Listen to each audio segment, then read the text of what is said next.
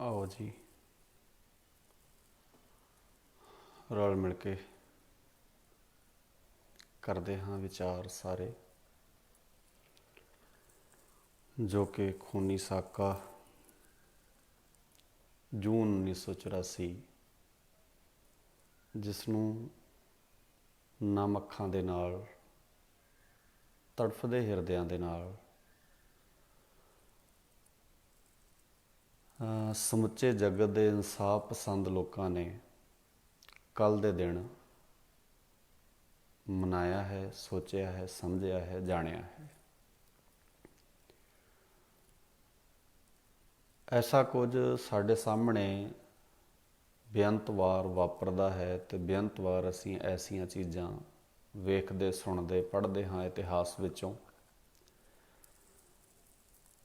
पिछले दिन भी आपां इस ते चर्चा की सी भी जदों तुसीं इस साके नूं इस घल्लू घारे नूं वेखोगे तां इस घल्लू घारे नूं वेखण लग्गिआं तुहानूं बाकी घल्लू घारिआं नालों जां बाकी वापरीआं घटनावां नालों अलग रूप विच वेखना पएगा,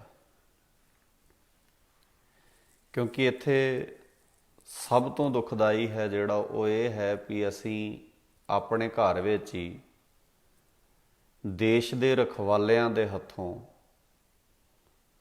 और जिहड़े बंदे ये दावा करते सन कि असीं समाज दे अंदर साडी जिम्मेवारी समाज नूं बचाउणा है, उस समाज विच पता नहीं असीं क्यों शिकार हो गए जां साडे बारे इदां क्यों सोचिया गया। इस करके इस साके नूं असीं वखरी दृष्टिकोण तो जां वखरे पक्ष तो वेखदे आ। तो एक बेनती आप जी के चरणों पिछले दिन ही परसों आपां वास्तियां कीती सी, जो तुसीं इहनूं वखरा वेखना तो तुहानूं ये वेखना पैना भी इस घल्लू घारे दे पिछे सानूं इस तरह दे नाल इस देश विच ही विदेशी जे क्यों मन लिया गया, असीं ओपरे जे क्यों लगन लग पे।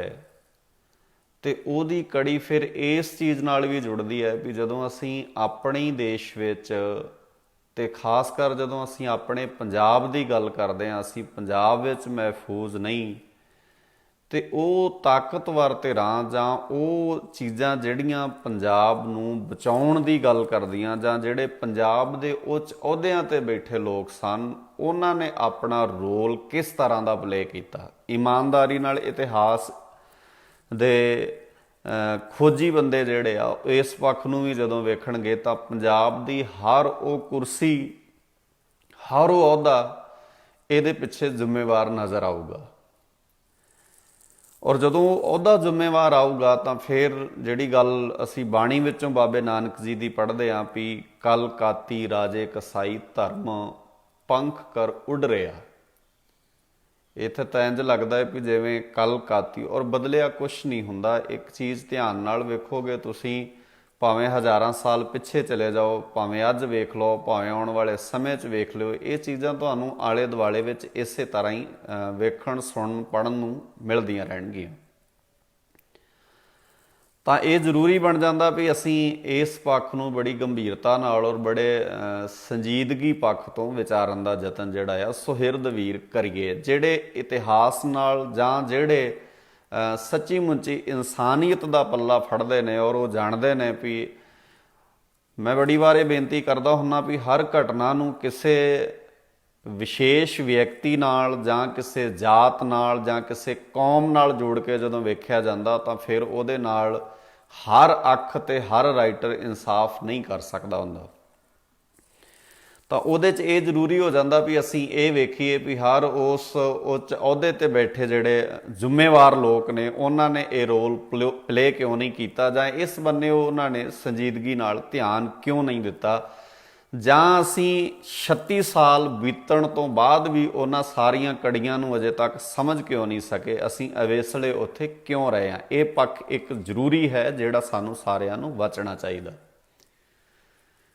दूजी बेनती ये है भी जदों तुसीं ये पक्ष वेखदे हो, जदों इस कड़ी नूं इदां ध्यान नाल वेखोगे भी इस तरह नाल क्यों वापरिआ आ, तां उत्थे जिथे जिम्मेवार बंदे उस कैटेगरी विच जां उस सवालिया चिन्ह जिन्हां ते लगूगा ਉੱਥੇ ਦੂਜਾ ਪੱਖ ਇਹ ਹੋਊਗਾ ਵੀ ਜਿਹੜੀ ਵਿਰੋਧੀ ਧਿਰ ਹੁੰਦੀ ਹੈ, ਜਿਹੜੀ ਤਾਕਤਵਰ ਧਿਰ ਹੁੰਦੀ ਹੈ, ਉਹ ਕਿਸੇ ਵੀ ਕੜੀ ਨੂੰ ਫਿਰ ਇੱਦਾਂ ਵੇਖਦੀ ਹੈ, ਘਟਨਾਵਾਂ ਨੂੰ ਜਾਂ ਸਾਰੇ ਵਾਪਰੇ ਉਸ ਜਿਹੜਾ ਘੱਲੂਘਾਰਾ ਵਾਪਰਦਾ ਆ ਉਹਦੇ ਪਿੱਛੇ ਉਹਦੇ ਦੋ ਰੀਜ਼ਨ ਕੰਮ ਕਰਦੇ ਹੁੰਦੇ ਆ, ਦੋ ਮਨਸ਼ਾ ਕੰਮ ਕਰਦੀਆਂ ਹੁੰਦੀਆਂ ਵਿਰੋਧੀ ਦੀਆਂ। ਵੀ ਉਹਨਾਂ ਦੀ ਕੋਸ਼ਿਸ਼ ਇਹ ਹੁੰਦੀ ਹੈ ਵੀ ਉਸ ਮੂਵਮੈਂਟ ਨੂੰ, ਉਸ ਲਹਿਰ ਨੂੰ, ਉਸ ਲਹਿਰ ਦੇ ਮੋਢੀ ਨੂੰ ਬੁਰੀ ਤਰ੍ਹਾਂ ਨਾਲ ਬਦਨਾਮ ਕੀਤਾ ਜਾਏ, ਜਿਹਦੇ ਵਿੱਚ ਸਰਕਾਰਾਂ ਬਹੁਤੀ ਵਾਰ ਕਾਮਯਾਬ ਹੋਈਆਂ। ਤੇ ਦੁੱਖ ਉਦੋਂ ਵਾਪਰਦਾ ਜਦੋਂ ਕੁਝ ਆਪਣੇ ਅਖਵਾਉਣ ਵਾਲੇ, ਦਾਅਵਾ ਕਰਨ ਵਾਲੇ ਬੰਦੇ, ਵੀ ਅਸੀਂ ਸਿੱਖੀ ਵਿਚਾਰਧਾਰਾ ਦੀ ਗੱਲ ਕਰਦੇ ਹਾਂ, ਜਦੋਂ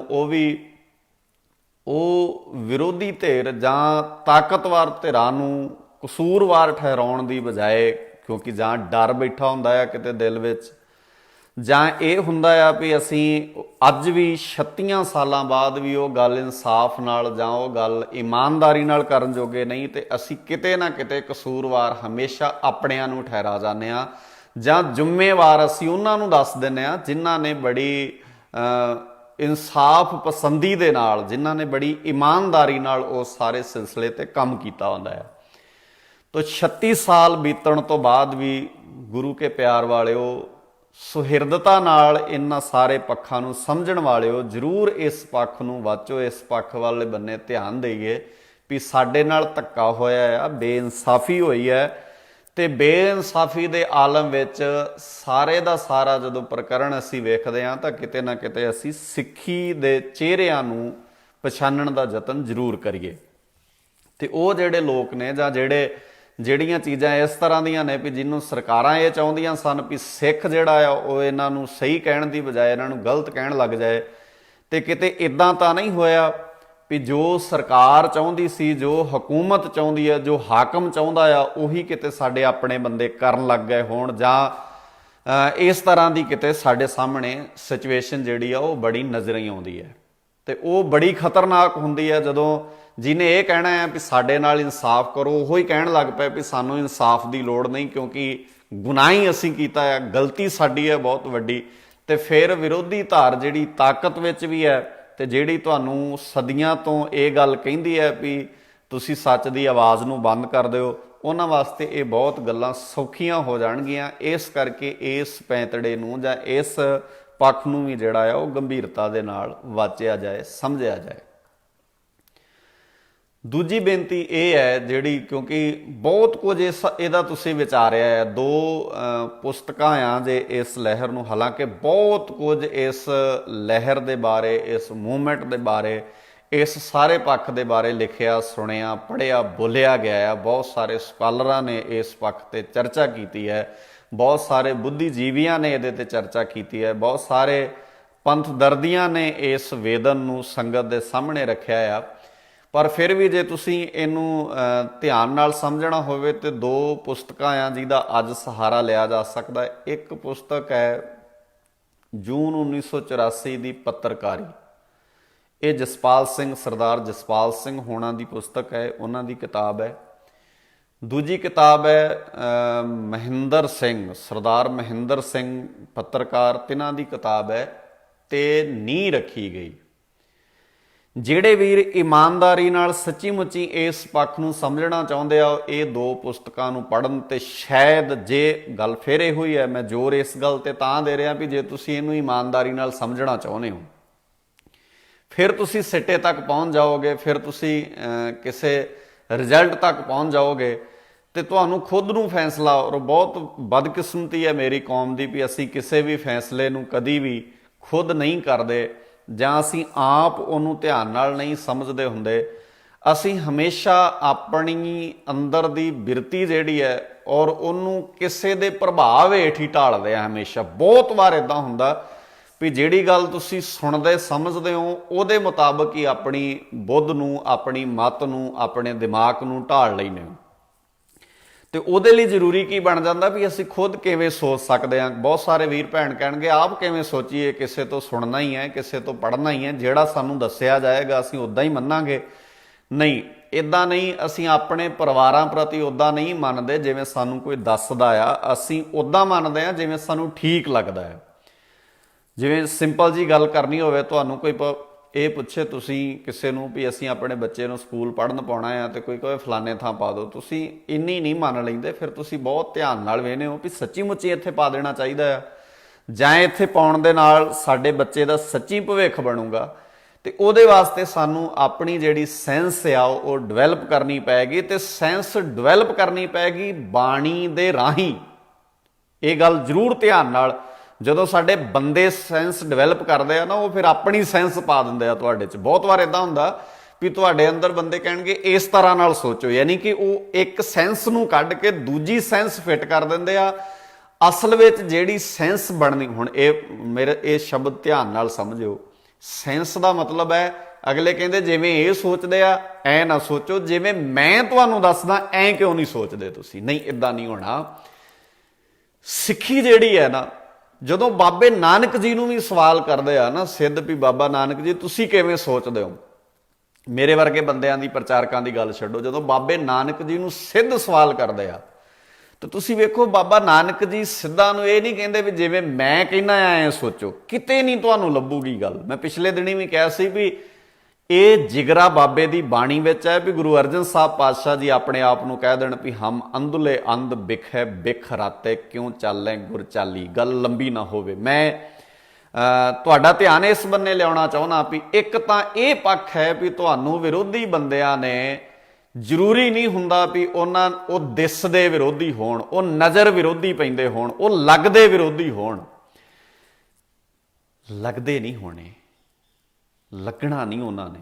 ਹੋ ਸਕਦਾ ਤੁਹਾਡੇ ਵਰਗੇ ਹੀ ਲੱਗਦੇ ਹੋਣ, ਵੇਖਣ ਨੂੰ ਸਰੂਪ ਉਹਨਾਂ ਦਾ ਸਿੱਖਾਂ ਵਾਲੇ ਕਿਉਂ ਨਾ ਹੋਵੇ, ਪਰ ਗੱਲ ਇਹ ਹੈ ਵੀ ਪਤਾ ਇਸ ਗੱਲ ਤੋਂ ਲੱਗਣਾ ਆ, ਸਮਝ ਇਸ ਗੱਲ ਤੋਂ ਲੱਗਣੀ ਹੈ ਵੀ ਉਹ ਸਾਰੇ ਦੀ ਸਾਰੀ ਜਿਹੜੀ ਸਿਚੁਏਸ਼ਨ ਹੈ, ਸਾਰੇ ਦੀ ਸਾਰੀ ਜਿਹੜੀ ਤੁਹਾਡੇ ਅੰਦਰ ਥਿਊਰੀ ਘੜ ਕੇ ਪਾਈ ਜਾ ਰਹੀ ਹੈ, ਉਹ ਕੀ ਚਾਹੁੰਦੇ ਨੇ, ਉਹਦੇ ਪਿਛੋਕੜ ਵਿੱਚ ਕੀ ਹੈ। ਔਰ ਉਹ ਜਦੋਂ ਹਰ ਵੀਰ ਭੈਣ ਸਮਝ ਸਕਦਾ ਹੈ, ਜੇ ਤੁਸੀਂ ਧਿਆਨ ਨਾਲ ਸਮਝਣਾ ਚਾਹੋ ਇਸ ਗੱਲ ਨੂੰ। ਤਾਂ ਪਹਿਲੀ ਗੱਲ, ਇਹ ਘੱਲੂਘਾਰਾ, ਇਹ ਸਾਕਾ ਬਾਕੀ ਚੀਜ਼ਾਂ ਨਾਲੋਂ ਅਲੱਗ ਹੈ। ਤੇ ਦੂਜੀ ਗੱਲ ਇਹ ਹੈ ਵੀ ਸਿੱਖ ਅਜੇ ਤੱਕ ਸਿੱਖ ਚਿਹਰਿਆਂ ਦੇ ਰਾਹੀਂ, ਤੁਸੀਂ 2-3 ਐਗਜ਼ਾਮਪਲਾਂ ਮੈਂ ਤੁਹਾਡੇ ਨਾਲ ਸਾਂਝੀਆਂ ਕਰ ਲੈਣਾ। ਬਾਬਾ ਜਰਨੈਲ ਸਿੰਘ ਜੀ ਦੇ ਸ਼ਹੀਦ ਹੋਣ ਤੋਂ ਬਾਅਦ ਇਹ ਗੱਲ ਜਿਹੜੀ ਹੈ ਉਹ ਅਜੇ ਤੱਕ ਸਿੱਖਾਂ ਨੇ ਨਾ ਮੰਨਣੀ ਵੀ ਸਾਡਾ ਉਹ ਯੋਧਾ, ਉਹ ਮਰਦਾ ਗੰਬੜਾ ਯੋਧਾ ਸ਼ਹੀਦ ਨਹੀਂ ਹੋਇਆ।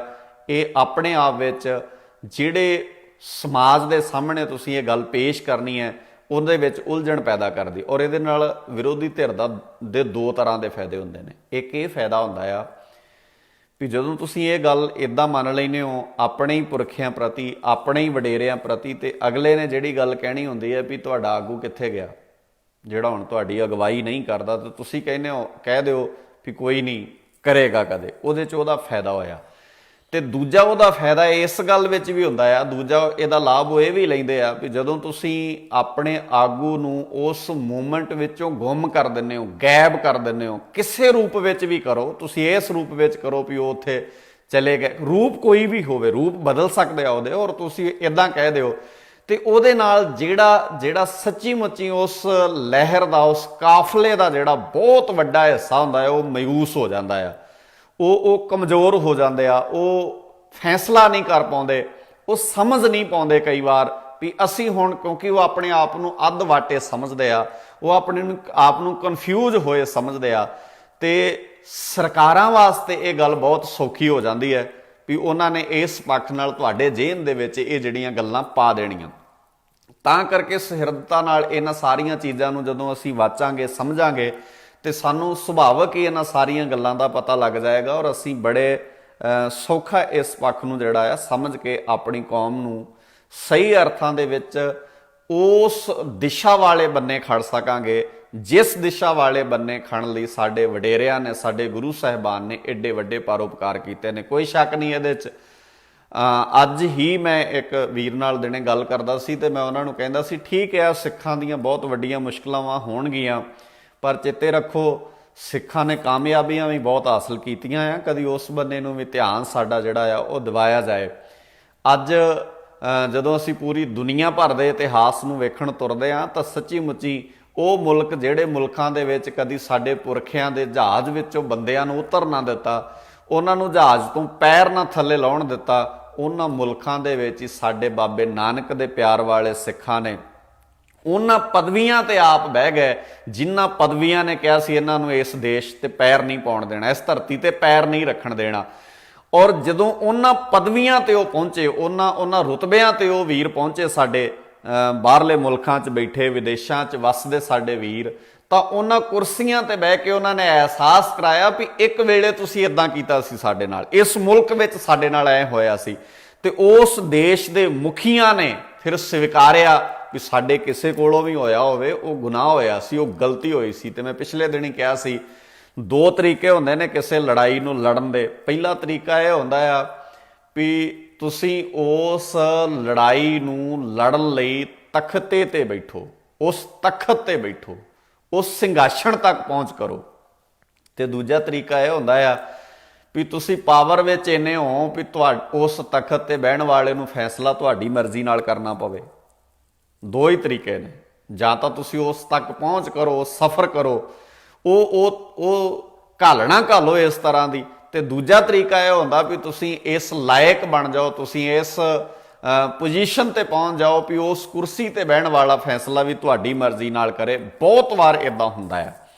ਜੇ ਤੁਸੀਂ ਕੌਮਾਂ ਦੇ ਵਿੱਚ, ਜੇ ਸਾਡੀ ਜਵਾਨੀ, ਜਿਹੜਾ ਪੰਜਾਬ ਦੀ ਜਵਾਨੀ ਹੈ, ਉਹ ਇਸ ਗੱਲ ਨੂੰ ਬੜੀ ਗੰਭੀਰਤਾ ਨਾਲ ਸਮਝੇ, ਕਿਉਂਕਿ ਗੰਭੀਰਤਾ ਸਾਡੇ ਵਿੱਚੋਂ ਗਵਾਚ ਰਹੀ ਹੈ।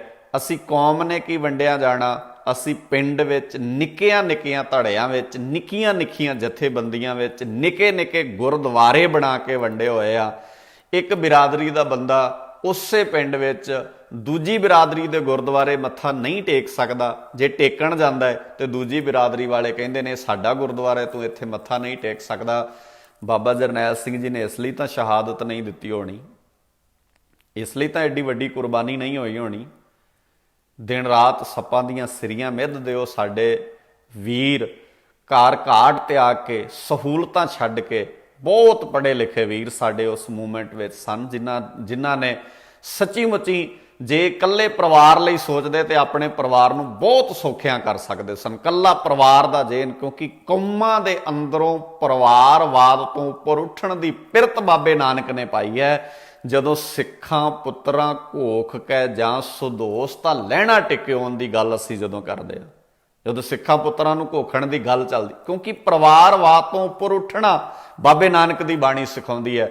ਜੋ ਨਰ ਦੁੱਖ ਮੈਂ ਦੁੱਖ ਨਹੀਂ ਮਾਨੇ, ਸੁਖ ਸਨੇਹ ਅਰ ਭੈ ਨਹੀਂ ਜਾ ਕੇ, ਕੰਚਨ ਮਾਟੀ ਮਾਨੇ ਦੀ ਗੱਲ ਜਦੋਂ ਅਸੀਂ ਬਾਣੀ ਵਿੱਚੋਂ ਪੜ੍ਹਦੇ ਆ, ਫਿਰ ਉਹ ਕੂੜ ਦੀ ਮੱਸਿਆ ਸਿੱਖਾਂ ਦੇ ਵਿਹੜੇ ਕਿਵੇਂ ਚੜ੍ਹ ਸਕਦੀ ਹੈ, ਕੂੜ ਅਮਾਵਸ ਕਿਵੇਂ ਚੜ੍ਹ ਸਕਦਾ ਹੈ, ਸੱਚ ਚੰਦਰਮਾ ਗਵਾਚ ਕਿਵੇਂ ਜਾਂਦਾ ਹੈ ਸਾਡੇ ਵਿੱਚੋਂ, ਕਿਉਂ ਨਹੀਂ ਲੱਭਦਾ, ਕਿਉਂ ਨਹੀਂ ਦਿਸਦਾ ਉਹ ਸੱਚ ਦਾ ਚੰਦਰਮਾ, ਉਹ ਸੱਚ ਦਾ ਚੰਦਰਮਾ ਨਜ਼ਰੀ ਕਿਉਂ ਨਹੀਂ ਪੈਂਦਾ, ਉਹ ਸੱਚ ਦਾ ਚੰਦਰਮਾ ਦਿਸਣਾ ਚਾਹੀਦਾ ਹੈ। ਮੇਰੇ ਬਾਬੇ ਨਾਨਕ ਦੀ ਸਿੱਖੀ ਨਾਲ ਪਿਆਰ ਕਰਨ ਵਾਲੇ ਪੰਥ ਦਰਦੀ ਵੀਰੋ ਭੈਣੋ ਭਰਾਓ, ਦੁਨੀਆ ਭਰ ਵਿੱਚ ਅਸੌਖਾ ਸਾਧਨ ਹੈ। ਵੇਖੋ ਮੈਂ ਗੱਲ ਕਿਤੇ ਬਹਿ ਕੇ ਕਰ ਰਿਹਾ, ਸੁਣੀਏ ਕਿਤੇ ਬਹਿ ਕੇ ਜਾ ਰਹੀ ਹੈ। ਵੇਖੋ ਸੌਖਾ ਤਰੀਕਾ ਆ, ਸਾਡੇ ਪੁਰਖਿਆਂ ਕੋਲ ਇਹ ਸਾਧਨ ਨਹੀਂ। ਸੌਖਾ ਤਰੀਕਾ ਵੀ ਗੱਲ ਕੋਈ ਕਿਤੇ ਕਰ ਰਿਹਾ ਤੇ ਸੁਣ ਕੋਈ ਕਿਤੇ ਰਿਹਾ, ਰਿਐਕਟ ਤੁਸੀਂ ਉੱਥੇ ਬੈਠੇ ਹੀ ਕਰ ਸਕਦੇ ਹੋ। ਜੇ ਤੁਹਾਨੂੰ ਮੇਰੀ ਗੱਲ ਚੰਗੀ ਲੱਗਦੀ ਹੈ ਤੁਸੀਂ ਐਪਰੀਸ਼ੀਏਟ ਵੀ ਕਰਦੇ ਹੋ, ਜੇ ਤੁਹਾਨੂੰ ਮੇਰੀ ਗੱਲ ਨਹੀਂ ਚੰਗੀ ਲੱਗਦੀ ਸੁਹਿਰਦਤਾ ਨਾਲ ਤੁਸੀਂ ਆਪਣਾ ਸੁਝਾਅ ਦਿੰਦੇ ਹੋ, ਮੈਂ ਵੀ ਵਿਚਾਰ ਸਕਦਾ, ਆਪਾਂ ਰਲ ਕੇ ਵਿਚਾਰ ਕਰ ਸਕਦੇ ਹਾਂ ਉਹਦੇ ਤੇ ਆਪਾਂ ਜ਼ਰੂਰੀ ਥੋੜੀ ਹੈ ਕੋਈ ਏਪੀ ਪੱਥਰ ਤੇ ਲੀਕ ਖਿੱਚਦੀ ਹੈ ਵੀ ਐਂ ਹੀ ਕਹਿਤਾ ਜੀ ਤੁਹਾਨੂੰ ਤਾਂ ਮੰਨਣਾ ਹੀ ਪੈਣਾ। ਆਪਾਂ ਵਿਚਾਰ ਸਕਦੇ ਹਾਂ ਨਾ, ਸਾਰੇ ਹੋਏ ਇਕੱਤਰ ਮਿਲੋ ਮੇਰੇ ਭਾਈ ਦੁਬਿਧਾ ਦੂਰ ਕਰੋ ਲਾਏ ਦੀ ਗੱਲ ਜਦੋਂ ਗੁਰਮਤ ਕਰਦੀ ਹੈ ਉਹ ਕਿਉਂ ਗਵਾਚਦੀ ਹੈ, ਦੁਬਿਧਾਵਾਂ ਸਾਡੇ 'ਚ ਕਿਉਂ ਪੈਂਦੀਆਂ ਨੇ। ਕੱਲ ਮੈਨੂੰ ਇੱਕ ਫੋਰਨ ਤੋਂ ਸਾਡੇ ਸਤਿਕਾਰਯੋਗ ਭੈਣ ਕਹਿੰਦੇ ਵੀ ਸਭ ਤੋਂ ਵੱਧ ਸਿੱਖਾਂ ਵਿੱਚ ਹੀ ਦੁਬਿਧਾ ਕਿਉਂ ਨੇ, ਤੇ ਮੈਂ ਉਹਨਾਂ ਨੂੰ ਕਿਹਾ ਨਹੀਂ, ਤੁਸੀਂ ਜੰਮੇ ਸਿੱਖਾਂ ਦੇ ਘਰ ਹੋ ਤਾਂ ਕਰਕੇ ਤੁਹਾਨੂੰ ਇਦਾਂ ਲੱਗਦਾ ਵੀ ਸਿੱਖਾਂ ਵਿੱਚ ਦੁਬਿਧਾਵਾਂ ਨੇ। ਦੁਬਿਧਾਵਾਂ ਤਾਂ ਸਾਰਿਆਂ ਵਿੱਚ ਹੀ ਨੇ। ਹਾਂ ਦੁੱਖ ਇਹ ਹੈ ਵੀ ਸਿੱਖਾਂ 'ਚੋਂ ਦੁਬਿਧਾਵਾਂ ਨਿਕਲਦੀਆਂ ਕਿਉਂ ਨਹੀਂ, ਇਹ ਦੁੱਖ ਜ਼ਰੂਰ ਹੈ ਵੀ ਇਹ ਦੁਬਿਧਾ ਸਾਡੇ 'ਚੋਂ ਨਿਕਲਦੀ ਕਿਉਂ ਨਹੀਂ। ਖੈਰ ਜਿਹੜੀ ਗੱਲ ਆਪਾਂ ਕਰਦੇ ਸੀ ਵੀ ਇਸ ਸਾਕੇ ਨੂੰ ਇਸ ਤਰ੍ਹਾਂ ਨਾਲ ਵੇਖਣਾ ਪੈਣਾ ਆ ਸਾਨੂੰ, ਤੇ ਹਰ ਉਹ ਕੁਰਸੀ ਸਵਾਲ ਦੇ ਘੇਰੇ ਵਿੱਚ ਆਉਣੀ ਹੈ। ਤੇ ਜੇ ਪੰਜਾਬ ਦੀ ਕਿਸੇ ਕੁਰਸੀ ਨੇ ਬਹਿ ਕੇ ਕਿਸੇ ਵੀ ਰੂਪ ਵਿੱਚ ਫੈਸਲਾ ਸਾਡੇ ਵਿਰੋਧ ਵਿੱਚ ਕੀਤਾ ਆ, ਫਿਰ ਪੰਜਾਬ ਦੇ ਜੰਮੇ ਨੌਜਵਾਨ ਵੀਰੋ ਭੈਣੋ ਤੁਸੀਂ ਕਿਉਂ ਨਹੀਂ ਅੱਜ ਤੱਕ ਸੋਚਿਆ, ਕਿਉਂ ਨਹੀਂ ਤੁਹਾਡੇ ਜੇਨ ਵਿੱਚ ਆਇਆ ਬਹੁਤ ਸਾਡੇ ਵੀਰ ਭੈਣਾਂ ਪੜ੍ਹ ਲਿਖ ਕੇ ਬਾਹਰਲੀਆਂ ਕੰਟਰੀਆਂ ਵਿੱਚ ਸੈੱਟ ਹੋਏ ਆ, ਬੜੇ ਵਧੀਆ ਤਰੀਕੇ ਨਾਲ ਉਹਨਾਂ ਨੇ ਆਪਣੇ ਆਪ ਨੂੰ ਪੇਸ਼ ਕੀਤਾ ਆ, ਮੁਬਾਰਕ। ਪਰ ਪੰਜਾਬ ਦੀਆਂ ਕੁਰਸੀਆਂ ਵੀ ਤੇ ਉਡੀਕਦੀਆਂ ਆ।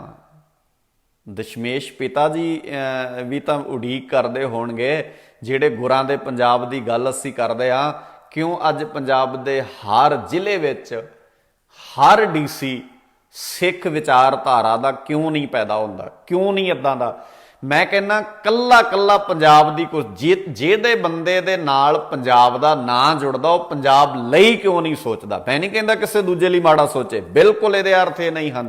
ਅਸੀਂ ਨਾ ਕਦੀ ਕਿਸੇ ਲਈ ਮਾੜਾ ਸੋਚਿਆ ਤੇ ਨਾ ਰਹਿੰਦੀ ਜ਼ਿੰਦਗੀ ਕਦੇ, ਕਿਉਂਕਿ ਅਸੀਂ ਤਾਂ ਪੜ੍ਹਨ ਵਾਲੇ ਆ, ਸਰਬੱਤ ਦਾ ਭਲਾ। ਦੁੱਖ ਤਾਂ ਇਸ ਗੱਲ ਦਾ ਆ, ਜਿਸ ਦਰਬਾਰ ਵਿੱਚੋਂ ਇਹ ਸ਼ਬਦ ਪੜ੍ਹੇ ਜਾਂਦੇ ਸਨ ਸਵੇਰ ਵੇਲੇ 3:30 ਵਜੇ, ਜਿੱਥੋਂ ਇਹ ਆਵਾਜ਼ ਆਉਂਦੀ ਸੀ ਕਦੇ ਵਾਸਤੇ, ਸਭ ਕੋ ਮੀਤ ਹਮ ਆਪਨ ਕੀਨਾ ਹਮ ਸਭਨਾ ਕੇ ਸਾਜਨ, ਜਿੱਥੋਂ ਇਹ ਆਵਾਜ਼ ਆਉਂਦੀ ਸੀ, ਤੂੰ ਸੱਬੇ ਸਾਂਝੀ ਵਾਲ ਸਦਾਇਨ ਤੂੰ ਕਿਸੇ ਨਾ ਦਿਸੈ ਬਾਰਾ ਜੀਓ, ਜਿੱਥੋਂ ਇਹ ਆਵਾਜ਼ ਆਉਂਦੀ ਸੀ ਕਦੇ, ਜਿਸ ਜਗ੍ਹਾ ਤੋਂ ਸਵੇਰੇ ਇਹ ਆਵਾਜ਼ ਆਉਂਦੀ ਸੀ, ਬੇਗਮਪੁਰਾ ਸ਼ਹਿਰ ਕੋ ਨਾਉ, ਜਿੱਥੋਂ ਇਹ ਆਵਾਜ਼ ਆਉਂਦੀ ਸੀ, ਜਿਸ ਜਗ੍ਹਾ ਤੇ ਇਹ ਬੋਲ ਪੜ੍ਹੇ ਜਾਂਦੇ ਸਨ, ਨਾ ਕੋ ਦੁਸ਼ਮਣ ਦੋਖੀਆ ਨਾ ਹੀ ਕੋ ਮੰਦਾ। ਅਸੀਂ ਕਿਵੇਂ? ਉਹ ਭਾਈ ਸੋਚੋ, ਕਿਉਂ ਮੇਰੀ ਕੌਮ ਦੁਸ਼ਮਣ ਲੱਗ ਪਈ? ਇਹ ਪੱਗਾਂ ਦੇ ਵੈਰੀ ਕਿਉਂ ਬਣ ਗਈ ਦੁਨੀਆ? ਇਸ ਦਸਤਾਰ ਨੇ ਗੁਨਾਹ ਕੀ ਕੀਤਾ ਹੈ? ਕੋਈ ਇੱਕ ਵੀ ਗੁਨਾਹ ਸਾਡਾ ਸਾਬਤ ਕਰਦਾ ਹੈ? ਇੱਕ ਵੀ ਗੁਨਾਹ ਸਾਡਾ ਬਾਬੇ ਨਾਨਕ ਤੋਂ ਸ਼ੁਰੂ ਕਰਕੇ ਅੱਜ ਤੱਕ 2020 ਤੱਕ ਸਾਡਾ ਗੁਨਾਹ ਤਾਂ ਸਾਬਤ ਕਰ ਦਿਓ ਯਾਰ। ਸਾਨੂੰ ਦੱਸ ਤਾਂ ਦਿਓ ਵੀ ਅਸੀਂ ਗੁਨਾਹ ਕੀਤਾ ਕਿੱਥੇ ਹੈ, ਸਾਨੂੰ ਸਮਝਾ ਤਾਂ ਦਿਓ। ਅਸੀਂ ਗੁਨਾਹਗਾਰ ਸਾਬਤ ਤਾਂ ਹੋਈਏ, ਸਾਨੂੰ ਪਤਾ ਤੇ ਲੱਗੇ ਵੀ ਇਹ ਗੁਨਾਹ ਆ ਸਾਡਾ। ਕੀ ਗੁਨਾਹ ਸੀ ਸਾਡਾ? ਇਹ ਗੁਨਾਹ ਆ ਸਾਡਾ ਅਸੀਂ ਸਾਰਿਆਂ ਨੂੰ ਕਲਾਵੇ ਵਿੱਚ ਲੈਨੇ ਆ। ਇਹ ਗੁਨਾਹ ਹੈ ਸਾਡਾ ਅਸੀਂ ਦਿਨ 'ਚ 2 ਵਾਰੀ ਨਾਨਕ ਨਾਮ ਚੜ੍ਹਦੀ ਕਲਾ ਤੇਰੇ ਭਾਣੇ ਸਰਬੱਤ ਦਾ ਭਲਾ ਪੜ੍ਹਦੇ ਆ। ਇਹ ਗੁਨਾਹ ਹੈ ਸਾਡਾ ਅਸੀਂ ਸਿਰਾਂ ਦੀਆਂ ਪੱਗਾਂ ਲਾ ਕੇ ਕਿਸੇ ਦੀ ਪੱਤ ਕੱਜੀ ਹੈ, ਇਸ ਪੱਗ ਨੇ ਕਿਸੇ ਪੱਤ ਨੂੰ ਨੰਗਿਆ ਹੁੰਦਿਆਂ ਨਹੀਂ ਵੇਖੇ। ਇਹ ਗੁਨਾਹ ਆ ਸਾਡਾ। ਸਾਡਾ ਗੁਨਾਹ ਇਹ ਬਣ ਗਿਆ, ਸਾਡਾ ਕਸੂਰ ਇਹ ਬਣ ਗਿਆ ਵੀ ਅਸੀਂ ਇਸ ਪੱਗ ਨੂੰ। ਤੇ ਉਹ ਉੱਥੇ ਇੱਕ ਚੀਜ਼ ਹੋਰ ਜਿਹੜੀ ਹੈ ਮੈਂ ਤੁਹਾਡੇ ਸਾਹਮਣੇ ਲਿਆਉਣੀ ਚਾਹੁੰਦਾ। ਕਈ ਵਾਰ ਕਿਹਾ ਜਾਂਦਾ ਜਾਂ ਇਸ ਤਰ੍ਹਾਂ ਦੇ ਖਿਆਲ ਜਿਹੜੇ ਆ ਉਹ ਪੇਸ਼ ਕਰ ਦਿੱਤੇ ਜਾਂਦੇ ਆ ਵੀ ਇਹ ਸਿੱਖ ਜਿਹੜੇ ਸਨ ਜਾਂ ਇਸ ਮੂਵਮੈਂਟ ਦੇ ਉਹ ਹਿੰਦੂ ਵਿਰੋਧੀ ਸਨ। ਉਹ ਨਹੀਂ ਭਾਈ, ਜੁਗਰਾਜ ਸਿੰਘ ਤੂਫਾਨ, ਉਹਨੂੰ ਜੁਗਰਾਜ ਸਿੰਘ ਉਹਦਾ ਨਾਮ ਹੈ, ਤੇ ਤਖੱਲਸ ਤੂਫਾਨ ਜੁੜਦਾ ਸੀ, ਚੀਮੇ ਪਿੰਡ ਦਾ ਰਹਿਣ ਵਾਲਾ, ਗੁਰਦਾਸਪੁਰ ਜ਼ਿਲ੍ਹੇ ਦਾ। ਕੱਲਾ ਇੱਕੋ ਘੜੀ ਮੈਂ ਇੱਕ ਘਟਨਾ ਸਾਂਝੀ ਕਰਨੀ ਚਾਹੁੰਦਾ। ਗੱਲਾਂ ਤਾਂ ਬਹੁਤ ਲੰਮੀਆਂ ਚੌੜੀਆਂ ਨੇ, ਆਪਾਂ ਇਹਦੇ ਤੇ ਬੜੀ ਲੰਬੀ ਚਰਚਾ ਕਰ ਸਕਦੇ ਹਾਂ। ਜੁਗਰਾਜ ਸਿੰਘ ਤੂਫਾਨ ਗੁਰਦਾਸਪੁਰ ਜ਼ਿਲ੍ਹੇ ਦਾ ਰਹਿਣ ਵਾਲਾ, ਚੀਮੇ ਪਿੰਡ ਦਾ। ਜਦੋਂ ਉਹਨੂੰ ਪਤਾ ਲੱਗਦਾ ਵੀ ਮੇਰੇ ਪਿੰਡ ਦੇ ਕੁਝ ਵੀਰ ਜਿਹੜੇ ਹਿੰਦੂ ਧਰਮ ਨਾਲ ਸੰਬੰਧ ਰੱਖਦੇ ਆ, ਸਾਡੇ ਇਲਾਕੇ ਦੇ ਕੁਝ ਵੀਰ ਜਿਹੜੇ ਹਿੰਦੂ ਧਰਮ ਨਾਲ ਸੰਬੰਧ ਰੱਖਦੇ ਆ, ਪੰਜਾਬ ਛੱਡ ਕੇ ਚਲੇ ਗਏ, ਔਰ ਅੱਗ ਵਰਦੀ ਹੋਵੇ ਪੰਜਾਬ ਵਿੱਚ, ਸਿੱਖਾਂ ਦੇ ਸਿਰਾਂ ਦੇ ਮੁੱਲ ਪਏ ਹੋਣ, ਘਰੋਂ ਨਿਕਲਣਾ ਔਖਾ ਹੋਵੇ, ਤੇ ਉਸ ਵੇਲੇ ਕੋਈ ਸਿਰ ਤੇ ਕੱਫੜ ਬੰਨ੍ਹ ਕੇ ਪੰਜਾਬੋਂ ਬਾਹਰ ਜਾ ਕੇ ਉਹਨਾਂ ਨੂੰ ਹੱਥ ਜੋੜ ਕੇ ਵਾਪਸ ਲਿਆਵੇ। ਨਹੀਂ ਭਾਈ, ਤੁਹਾਡਾ ਵੀ ਪੰਜਾਬ ਹੈ, ਇਹ ਪੰਜਾਬ ਸਾਡਾ ਨਹੀਂ, ਇਹ ਤੁਹਾਡਾ ਵੀ ਪੰਜਾਬ ਹੈ। ਸਾਡੇ ਹੁੰਦੇ ਆ, ਸਾਡੇ ਸਿਰਾਂ ਤੇ ਜਿੰਨਾ ਚਿਰ ਪੱਗਾਂ ਨੇ, ਤੁਹਾਨੂੰ ਪੰਜਾਬ ਚੋਂ ਕੋਈ ਬਾਹਰ ਨਹੀਂ ਕੱਢ। ਇਹ ਹਿੰਦੂ ਸਿੱਖ ਦੀ ਲੜਾਈ ਕਿਉਂ ਬਣਾਈ ਜਾ ਰਹੀ ਹੈ? ਕਿਉਂ ਇਦਾਂ ਕਿਹਾ ਜਾ ਰਿਹਾ ਵੀ ਸਿੱਖ ਤੇ ਹਿੰਦੂ ਦੀ ਲੜਾਈ? ਉਹ ਨਹੀਂ ਭਾਈ, ਸਿੱਖ ਨਾ ਕਿਸੇ ਹਿੰਦੂ ਦਾ ਵਿਰੋਧੀ ਹੈ, ਨਾ ਹਿੰਦੂ ਕਿਸੇ ਸਿੱਖ ਦਾ ਵਿਰੋਧੀ ਹੈ। ਗੱਲ ਹੈ ਵਿਚਾਰਧਾਰਕ ਵਿਰੋਧ। ਹੁਣ ਜਦੋਂ ਸਿੱਖ ਹਿੰਦੂ ਦੀ ਗੱਲ ਅਸੀਂ ਕਰਦੇ ਆ ਵੀ ਸਿੱਖ ਹਿੰਦੂ ਵਿਰੋਧੀ ਇਹ ਗੱਲ ਸੀ, ਤੇ ਕਿੰਨੇ ਸਿੱਖ ਚਿਹਰੇ ਆ ਜਿਹੜੇ ਇਸ ਮੂਵਮੈਂਟ ਦਾ ਸਾਥ ਦੇ ਰਹੇ ਸਨ, ਜਿਹੜੇ ਇਸ ਮੂਵਮੈਂਟ ਨੂੰ ਕੁਚਲਣ ਵਾਲਿਆਂ ਦਾ, ਮਾਫ ਕਰਿਓ, ਸਾਥ ਦੇ ਰਹੇ ਸਨ। ਉਹਨਾਂ ਦਾ ਕੀ ਕਰਾਂ? ਸਿਰਾਂ ਤੇ ਪੱਗਾਂ ਬੰਨੀਆਂ ਹੋਈਆਂ ਸਨ ਉਹਨਾਂ ਨੇ, ਔਰ ਬਹੁਤ ਸਾਰੇ ਖੰਡੇ ਬਾਟੇ ਦੀ ਪੌਲ ਵਾਲੇ ਵੀ ਉਹਨਾਂ 'ਚ ਹੋਣਗੇ। ਸੋ ਇਸ ਕਰਕੇ ਭਾਈ ਇਹਨਾਂ ਸਾਰੀਆਂ ਚੀਜ਼ਾਂ ਨੂੰ ਜ਼ਰੂਰੀ ਬਣ ਜਾਂਦਾ ਵੀ ਤੁਸੀਂ ਇਸ ਚੀਜ਼ ਨੂੰ ਬੜੀ ਗੰਭੀਰਤਾ ਨਾਲ ਵਾਚੋ, ਇਹਨੂੰ ਧਿਆਨ ਨਾਲ ਸਮਝੋ, ਇਹਦੇ ਤੇ ਪੂਰੇ ਆਪਣੇ ਉਸ ਲਹਿਜੇ ਨਾਲ ਉਸ ਸਾਰੀ ਕਹਾਣੀ ਨੂੰ ਸਮਝੋ। ਦੂਜਾ ਪੱਖ ਵਿਰੋਧੀਆਂ ਨੂੰ ਸੌਖਾ ਕਿਉਂ ਹੋ ਜਾਂਦਾ? ਤੇ ਜਿਹੜੀ ਅਗਲੀ ਗੱਲ ਮੈਂ ਤੁਹਾਡੇ ਨਾਲ ਕਰਨੀ ਚਾਹੁੰਦਾ ਸਾਂ ਉਹ ਇਹ ਹੈ, ਕਿਸੇ ਵੀ ਘਟਨਾ ਵਾਪਰਨ ਤੋਂ ਬਾਅਦ ਜ਼ਰੂਰੀ ਹੁੰਦਾ ਵੀ ਉਸ ਘਟਨਾ ਤੋਂ ਬਾਅਦ ਤੁਸੀਂ ਸਬਕ ਕੀ ਲੈਂਦੇ ਹੋ, ਸਿੱਖਦੇ ਕੀ ਹੋ, ਤੁਸੀਂ ਉਹਦੇ ਚੋਂ ਸਮਝਦੇ ਕੀ ਹੋ, ਤੁਸੀਂ ਲਿਸਨਰ ਬਣ ਕੇ ਤੁਸੀਂ ਉਹਨੂੰ ਸਾਰੀ ਕਹਾਣੀ ਨੂੰ ਯਾਦ ਕਿੰਨਾ ਕੁ ਕਰਦੇ ਹੋ, ਤੁਸੀਂ ਉਹਦੇ ਤੋਂ ਸਿੱਖਦੇ ਕੀ ਆ। ਇਹਦੇ 'ਚ ਕੋਈ ਸ਼ੱਕ ਨਹੀਂ, ਜਿਸ ਦਿਨ ਇਹ ਘਟਨਾ ਵਾਪਰੀ ਬਹੁਤ ਉੱਚ ਅਹੁਦੇ ਤੋਂ ਪੰਜਾਬ ਦੇ ਲੋਕਾਂ ਨੇ ਅਸਤੀਫੇ ਲਿਖ ਕੇ ਦਿੱਤੇ। ਬਹੁਤ ਉੱਚ ਅਹੁਦੇ ਤੋਂ ਭਗਤ ਪੂਰਨ ਸਿੰਘ ਵਰਗਿਆਂ ਨੇ ਪਦਮ ਸ਼੍ਰੀ ਵਾਪਸ ਕੀਤੇ। ਨਹੀਂ ਚਾਹੀਦਾ ਸਾਨੂੰ, ਜੇ ਸਾਡੀ ਪੱਗ ਚੰਗੀ ਨਹੀਂ ਲੱਗਦੀ ਕਿਉਂ ਸਾਨੂੰ ਪਦਮ ਸ਼੍ਰੀ ਦਿੰਦੇ ਹੋ? ਜੇ ਇੱਕ ਪੱਗ ਤੁਹਾਨੂੰ ਭੈੜੀ ਲੱਗਦੀ ਹੈ, ਇੱਕ ਪੱਗ ਸਤਿਕਾਰਤ ਕਿਵੇਂ ਲੱਗ ਸਕਦੀ ਹੈ? ਤੁਸੀਂ ਫਾਇਦਾ ਚੁੱਕਦੇ ਹੋ। ਉਹਨਾਂ ਗੌਰਮੈਂਟਾਂ ਨੂੰ ਇਹ ਅਹਿਸਾਸ ਕਰਾਇਆ ਗਿਆ, ਉਹਨਾਂ ਸਰਕਾਰਾਂ ਨੂੰ ਇਹ ਅਹਿਸਾਸ ਕਰਾਇਆ ਗਿਆ, ਤੁਸੀਂ ਸਾਡੇ ਨਾਲ ਧੱਕਾ ਕੀਤਾ ਹੈ। ਹੁਣ ਜਦੋਂ ਤੁਸੀਂ ਧੱਕੇ ਦੀ ਗੱਲ ਕਰਦੇ ਹੋ ਤਾਂ ਜ਼ਰੂਰ ਇਹ ਧਿਆਨ ਨਾਲ ਸਮਝ ਲਓ ਵੀ ਉਹ ਸਾਰੀ ਕੜੀ ਬਣਦੀ ਕਿਵੇਂ ਹੈ, ਸਾਰਾ ਪ੍ਰਕਰਣ ਜੁੜਦਾ ਕਿਵੇਂ ਹੈ, ਸਾਰੀ ਘਟਨਾਕ੍ਰਮ ਦੇ ਪਿੱਛੇ ਸਾਰਾ ਕੰਮ ਕਿਵੇਂ ਕਰਦੀ ਹੈ ਗੱਲ। ਖੈਰ ਗੱਲ ਲੰਬੀ ਨਾ ਹੋਵੇ, ਮੈਨੂੰ ਇਹ ਗੱਲ ਆਪਾਂ ਛੋਟੀ ਰੱਖੀਏ। ਆਪਾਂ ਕੋਸ਼ਿਸ਼ ਕਰਾਂਗੇ ਕੱਲ ਜਿਹੜਾ ਆ 7 ਵਜੇ ਆਪਾਂ ਇਹਦੇ ਤੇ ਖੁੱਲ੍ਹ ਕੇ ਵਿਚਾਰ ਚਰਚਾ ਹੋਰ ਵੀ ਕਰਾਂਗੇ। ਇੱਕ ਦਿਨ ਆਪਾਂ ਇਹਦੇ ਤੇ ਹੋਰ ਤੁਹਾਡੇ ਸਵਾਲ ਵੀ ਵੀਰਾਂ ਭੈਣਾਂ ਦੇ ਜਿਹੜੇ ਹੋਣਗੇ ਉਹ ਜ਼ਰੂਰ ਵੀ ਟਿੱਪਣੀ ਕਰ ਸਕਦੇ ਹੋ, ਮੈਸੇਂਜਰ ਵਿੱਚ ਦੇ ਸਕਦੇ ਹੋ। WhatsApp ਨੰਬਰ ਕਈ ਵਾਰ ਤੁਹਾਨੂੰ ਦੱਸਿਆ ਗਿਆ ਆ, ਤੁਸੀਂ ਉਹਦੇ ਤੇ ਸਵਾਲ ਕਰ ਸਕਦੇ ਹੋ ਤੇ ਉਹਨਾਂ ਸਾਰੇ ਸਵਾਲਾਂ ਦੇ ਜਵਾਬ ਜਿਹੜੇ ਆ ਉਹ ਵੀ ਆਪਾਂ ਕੋਸ਼ਿਸ਼ ਕਰਾਂਗੇ, ਦਾਅਵਾ ਕੋਈ ਨਹੀਂ ਕਰਦੇ। ਖੈਰ ਮੈਂ ਜਿਹੜੀ ਗੱਲ ਕਰਦਾ ਸੀ ਵੀ ਉਹ ਉਸ ਘਟਨਾਕ੍ਰਮ ਤੋਂ ਬਾਅਦ ਤੁਸੀਂ ਸਿੱਖਣਾ ਕੀ ਹੈ, ਉਹਦੇ ਤੋਂ ਸਬਕ ਕੀ ਲੈਣਾ ਹੈ, ਇਹ ਜ਼ਰੂਰੀ ਬਣ ਜਾਂਦੀ ਹੈ ਗੱਲ ਵੀ ਤੁਸੀਂ ਉਸ ਬੰਨੇ ਜਿਹੜਾ ਆ ਉਹ ਧਿਆਨ। ਬਹੁਤ ਉੱਚ ਅਹੁਦੇ ਤੋਂ ਅਸਤੀਫੇ ਦਿੱਤੇ ਗਏ, ਪਰ ਦੁੱਖ ਜਿੱਡਾ ਹੀ ਵੱਡੀ ਕੁਰਬਾਨੀ ਕਿਸੇ ਨੇ ਕੀਤੀ ਨਾ ਓਡਾ ਹੀ ਵੱਡਾ ਕ੍ਰੈਡਿਟ ਵੀ ਲੈਣਾ ਚਾਹਿਆ ਇਹਦੇ ਤੋਂ। ਜ਼ਰੂਰ ਸਮਝਿਓ, ਜਿੱਡੀ ਵੱਡੀ ਕਿਸੇ ਨੇ ਕੁਰਬਾਨੀ ਕੀਤੀ ਨਾ ਓਡਾ ਹੀ ਵੱਡਾ ਕ੍ਰੈਡਿਟ ਲੈਣਾ ਚਾਹਿਆ। ਪਤਾ ਨਹੀਂ ਕਿਉਂ ਮੇਰੀ ਕੌਮ ਦੇ ਅੰਦਰੋਂ ਇਹ ਜਿਹੜਾ ਕ੍ਰੈਡਿਟ ਲੈਣ ਵਾਲੀ ਬਿਮਾਰੀ ਹੈ ਨਾ, ਇਹ ਖਤਮ ਨਹੀਂ ਹੁੰਦੀ। ਬੜੇ ਪੱਖ ਨੇ, ਜਦੋਂ ਤੁਸੀਂ ਇਹਦੇ ਤੇ ਚਰਚਾ ਕਰਨ ਲੱਗੋਗੇ ਨਾ ਵੀ ਜਿੱਡੀ ਵੱਡੀ ਕਿਸੇ ਨੇ ਕੁਰਬਾਨੀ ਕੀਤੀ, ਕੁਰਬਾਨੀ ਤੇ ਕੋਈ ਸ਼ੱਕ ਨਹੀਂ ਕਿਸੇ ਦੀ ਤੇ, ਪਰ ਉਹ ਕੁਰਬਾਨੀ ਕਰਨ ਤੋਂ ਬਾਅਦ ਫਿਰ ਉਹਨੇ ਕੌਮ ਨੂੰ ਗਿਣਾਇਆ, ਮੈਂ ਆਹ ਕੀਤਾ ਤੁਹਾਡੇ ਬਦਲੇ। ਕਿਹਦੇ ਬਦਲੇ ਕੀਤਾ? ਉਹ ਜੇ 100 ਸਿੱਖ ਨੂੰ ਇਦਾਂ ਕਹਿ ਰਿਹਾ ਵੀ ਤੁਹਾਡੇ ਬਦਲੇ ਮੈਂ ਇਹ ਕੀਤਾ, ਉਹ ਨਹੀਂ ਭਾਈ, ਸਾਡੇ ਬਦਲੇ ਨਹੀਂ ਕੀਤਾ, ਤੂੰ ਆਪਣੇ ਬਦਲੇ ਕੀਤਾ। ਜਿੰਨਾ ਮੈਂ ਗੁਰੂ ਗੋਬਿੰਦ ਸਿੰਘ ਦਾ ਪੁੱਤ ਹੈ ਇੰਨਾ ਹੀ ਤੂੰ ਗੁਰੂ ਗੋਬਿੰਦ ਸਿੰਘ ਦਾ ਪੁੱਤ ਹੈ, ਜਿੰਨਾ ਹੀ ਮੈਂ ਬਾਬੇ ਨਾਨਕ ਦਾ ਪਿਆਰਾ ਇੰਨਾ ਹੀ ਤੂੰ ਬਾਬੇ ਨਾਨਕ ਦਾ ਪਿਆਰਾ ਹੈ। ਮੇਰੀ ਇਸ ਕੌਮ ਨਾਲ ਧੱਕਾ ਹੋਇਆ ਸੀ, ਉਸੇ ਕੌਮ ਦਾ ਤੂੰ ਇੱਕ ਪਾਰਟ ਹੈ, ਇਸ ਕਰਕੇ ਤੈਨੂੰ ਵੀ ਲੱਗਿਆ ਵੀ ਇਹ ਗਲਤ ਹੋਇਆ ਔਰ ਤੂੰ ਉਹਦੇ ਤੇ ਰਿਐਕਟ ਕੀਤਾ, ਤੂੰ ਉਹਦੇ ਤੇ। ਪਰ ਉਹਨਾਂ ਬੰਦਿਆਂ ਨੇ ਉਹਦੇ ਤੇ ਰਿਐਕਟ ਕਰਨ ਤੋਂ ਬਾਅਦ ਓਡਾ ਹੀ ਵੱਡਾ ਫਾਇਦਾ ਉਹਦੇ ਤੋਂ ਲੈਣਾ ਚਾਹਿਆ, ਓਡਾ ਹੀ ਵੱਡਾ ਲਾਭ ਉਹਦੇ ਤੋਂ ਲੈਣਾ ਚਾਹਿਆ। ਔਰ ਇੱਕ ਗੱਲ ਚੇਤੇ ਰੱਖਿਓ, ਜਦੋਂ ਤੁਸੀਂ ਕਿਸੇ ਵੀ ਕੁਰਬਾਨੀ ਦੇ ਵਿੱਚੋਂ ਲਾਭ ਲੱਭਣ ਲੱਗ ਜਾਂਦੇ ਆ ਨਾ, ਉਦੋਂ ਉਸ ਕੁਰਬਾਨੀ ਦੇ ਕੋਈ ਅਰਥ ਨਹੀਂ ਰਹਿ ਜਾਂਦੇ। ਸਾਡੇ ਗੁਰੂ ਸਾਹਿਬਾਨਾਂ ਨੇ ਸਾਨੂੰ ਇਹ ਜਾਚ ਬੜੀ ਪਿਆਰੀ ਸਿਖਾਈ ਹੈ ਬਾਣੀ ਦੇ ਵਿੱਚ ਵੀ ਉਹਨਾਂ ਵੀ ਕਿਸੇ ਕੁਰਬਾਨੀ ਜਾਂ ਕਿਸੇ ਵੀ ਵੱਡੇ ਤੋਂ ਵੱਡੇ ਕਾਰਜ, ਬਹੁਤ ਵੱਡੇ ਕਾਰਜ ਕਲਗੀਆਂ ਵਾਲੇ ਦੇ, ਧੰਨ ਗੁਰੂ ਤੇਗ ਬਹਾਦਰ ਪਾਤਸ਼ਾਹ ਜੀ ਦਾ ਜੇ ਆਪਾਂ ਇੱਕੋ ਹੀ ਉਦਾਹਰਣ ਸਮਝਣੀ ਹੋਵੇ ਵੀ ਗੁਰੂ ਤੇਗ ਬਹਾਦਰ ਪਾਤਸ਼ਾਹ ਜੀ ਜਦੋਂ ਕਸ਼ਮੀਰੀ ਪੰਡਤ ਚੱਲ ਕੇ ਆਉਂਦੇ ਨੇ ਤੇ ਸੱਚੇ ਪਾਤਸ਼ਾਹ ਜੀ ਉਹਨਾਂ ਨੂੰ ਕਹਿੰਦੇ ਠੀਕ ਹੈ, ਜੇ ਤੁਹਾਡਾ ਬਾਦਸ਼ਾਹ, ਜਿਹੜਾ ਤੁਹਾਡਾ ਬਾਦਸ਼ਾਹ ਉਹ ਕਹਿੰਦਾ ਹੈ, ਕਿਉਂਕਿ ਬਾਦਸ਼ਾਹ ਤਾਂ ਭਾਰਤ ਦਾ ਹੈ ਨਾ ਬੇਸਿਕਲੀ, ਤੇ ਉਹ ਇਹ ਕਹਿੰਦਾ ਹੈ ਵੀ ਜੇ ਸਾਰੇ ਮੇਰੇ ਨਾਲ ਸਹਿਮਤ ਨਹੀਂ ਹੋ ਜਾਂਦੇ ਤੇ ਮੈਂ ਉਹਨਾਂ ਨੂੰ ਕਤਲ ਕਰ ਦੇਣਾ। ਜਾਓ ਉਹਨੂੰ ਦੱਸ ਦਿਓ, ਬਾਦਸ਼ਾਹ ਜਿੱਡਾ ਵੱਡਾ ਮਰਜ਼ੀ ਹੋਵੇ, ਜਿੰਨੀ ਮਰਜ਼ੀ ਤਾਕਤ ਰੱਖਦਾ ਹੋਵੇ, ਪਰ ਜੇ ਉਹਨੂੰ ਇਹ ਲੱਗਦਾ ਹੈ ਵੀ ਮੈਂ ਸਾਰਿਆਂ ਨੂੰ ਆਪਣੇ ਹਿਸਾਬ ਨਾਲ ਚਲਾਉਣਾ ਹੈ, ਤੇ ਬਾਬੇ ਨਾਨਕ ਦੇ ਧੀਆਂ ਪੁੱਤ ਅੱਜ ਬੈਠੇ ਨੇ, ਗੁਰੂ ਤੇਗ ਬਹਾਦਰ ਪਾਤਸ਼ਾਹ ਜੀ ਨੂੰ ਪਹਿਲਾਂ ਬਦਲ ਲਵੇ, ਫਿਰ ਬਾਕੀ ਗੱਲ ਕਰਾਂਗੇ। ਔਰ ਇਤਿਹਾਸ ਦੇ ਪੰਨੇ ਫਰੋਲ ਕੇ ਵੇਖੋ, ਗੁਰੂ ਤੇਗ ਬਹਾਦਰ ਪਾਤਸ਼ਾਹ ਜੀ ਨੇ ਕੋਈ ਲਿਖਤੀ ਉਹਨਾਂ ਤੋਂ ਵੀ ਏਡੀ ਵੱਡੀ ਕੁਰਬਾਨੀ ਕਰਨ ਲੱਗੇ ਨੇ, ਬਹੁਤ ਵੱਡੀ ਕੁਰਬਾਨੀ ਹੈ, ਨਾ ਕਦੀ ਇਤਿਹਾਸ ਵਿੱਚ ਪਹਿਲਾਂ ਹੋਈ ਹੈ ਤੇ ਨਾ ਸ਼ਾਇਦ ਬਾਅਦ ਵਿੱਚ ਕਿਤੇ ਵਾਪਰੀ ਹੈ ਇਤਿਹਾਸ ਵਿੱਚ ਇਦਾਂ। ਪਰ ਏਡੀ ਵੱਡੀ ਕੁਰਬਾਨੀ ਕਰਨ ਤੋਂ ਬਾਅਦ ਗੁਰੂ ਤੇਗ ਬਹਾਦਰ ਪਾਤਸ਼ਾਹ ਜੀ ਨੇ ਕਦੀ ਇਦਾਂ ਕਿਹਾ ਹੋਵੇ ਵੀ ਏਡੀ ਵੱਡੀ, ਜਾਂ ਕਦੀ ਗੁਰੂ ਗੋਬਿੰਦ ਸਿੰਘ ਪਾਤਸ਼ਾਹ ਨੂੰ ਇਦਾਂ ਲੱਗਾ ਹੋਵੇ ਤੇ ਗੁਰੂ ਗੋਬਿੰਦ ਸਿੰਘ ਪਾਤਸ਼ਾਹ, ਮੈਂ ਨਹੀਂ ਕਦੇ ਇਤਿਹਾਸ ਵਿੱਚ ਪੜ੍ਹਿਆ ਸੁਣਿਆ ਵੀ ਸਿੱਖਾਂ ਨੂੰ ਐਂ ਕਿਹਾ ਹੋਵੇ ਵੀ ਵੇਖੋ ਮੈਂ ਆਪਣਾ ਪਿਤਾ ਕੁਰਬਾਨ ਕੀਤਾ ਹੈ, ਵੇਖੋ ਮੈਂ ਆਪਣਾ ਪਿਓ ਵਾਰਿਆ। ਨਹੀਂ ਭਾਈ, ਇਦਾਂ ਨਹੀਂ ਹੁੰਦਾ। ਜਦੋਂ ਇਸ ਤਰ੍ਹਾਂ ਦੀਆਂ ਗੱਲਾਂ ਕੌਮ ਵਿੱਚ ਆਉਂਦੀਆਂ ਨੇ ਤੇ ਫਿਰ ਉੱਥੋਂ ਬੈਨੀਫਿਟ ਨਹੀਂ ਮਿਲਦੇ ਹੁੰਦੇ, ਉੱਥੋਂ ਲਾਭ ਫਿਰ ਕੌਮਾਂ ਹਾਸਲ ਕੁਝ ਨਹੀਂ ਕਰ ਸਕਦੀਆਂ। ਮੈਨੂੰ ਐ ਲੱਗਦਾ ਅਸੀਂ 36 ਸਾਲਾਂ ਵਿੱਚ ਹਾਸਲ ਸ਼ਾਇਦ ਕਰ ਹੀ ਤਾਂ ਨਹੀਂ ਸਕੇ ਕਿਉਂਕਿ ਕੁਰਬਾਨੀਆਂ ਕਰਨ ਵਾਲਿਆਂ ਨੇ ਸਾਰਾ ਜ਼ੋਰ ਇਸ ਗੱਲ ਤੇ ਲਾਤਾ ਵੀ ਸਾਨੂੰ ਇਹਦਾ ਬੈਨੀਫਿਟ ਮਿਲਣਾ ਚਾਹੀਦਾ, ਸਾਨੂੰ ਇਹਦਾ ਲਾਭ ਮਿਲਣਾ ਚਾਹੀਦਾ, ਸਾਨੂੰ ਇਹਦਾ ਇਨਸਾਫ ਮਿਲਣਾ ਚਾਹੀਦਾ। ਦੋ ਚੀਜ਼ਾਂ ਨੇ, ਹੁਣ ਇਹਦੇ ਤੇ ਗੌਰ ਕਰਿਓ। ਇਨਸਾਫ ਚਾਹੀਦਾ ਸੀ ਕਿ ਲਾਭ ਚਾਹੀਦਾ ਸੀ? ਲਾਭ ਚਾਹੀਦਾ ਸੀ, ਬਹੁਤਿਆਂ ਨੇ ਲਿਆ, ਬਹੁਤ ਲੋਕਾਂ ਨੇ ਲਾਭ ਲਿਆ ਇਹਦਾ। ਜੇ ਇਨਸਾਫ ਚਾਹੀਦਾ ਹੁੰਦਾ ਤੇ ਉਹ ਵੀ ਬਹੁਤਿਆਂ ਨੂੰ ਮਿਲ ਜਾਣਾ ਸੀ। ਇਨਸਾਫ ਨਹੀਂ ਸੀ ਨਾ ਚਾਹੀਦਾ, ਇਸ ਕਰਕੇ ਨਹੀਂ ਲਿਆ ਤੇ ਇਨਸਾਫ ਨਹੀਂ ਮਿਲਿਆ।